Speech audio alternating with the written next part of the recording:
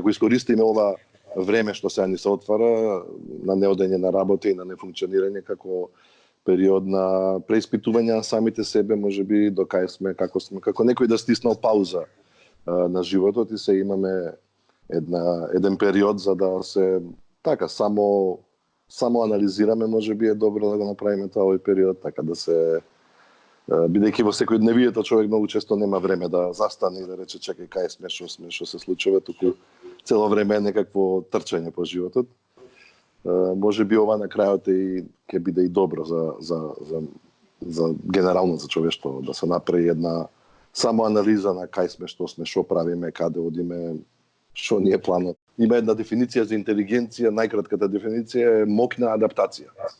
Значи, мораме да се адаптираме на тоа што е во моментов, бидејќи не е нешто против кое можеме да се бориме, да излеземе или нешто да направиме. Буквално сите прават се што е во можност, од председатели до граѓани, значи секој треба да се потруди да направи се што е во можност да ова трае што пократко. Така да во едно тоа што го реков преска, значи да се само преиспитаме и така да имаме момент да бидеме самите со себе малку е здрав за да може човек да сонува, да верува и љуби, значи треба и да има моменти во животот кај што ќе направи пауза од се и многу луѓе таа пауза не ја прават, значи живеат на аутопилот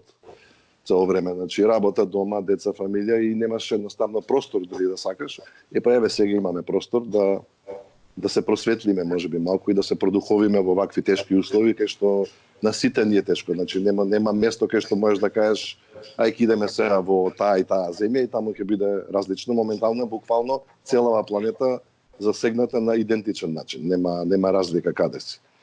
Така да мислам дека ќе биде едно глобално будење, јас секогаш верувам во позитивно. Ова може да не разбуди само од еден конзумерски сон што го живееме со години веќе.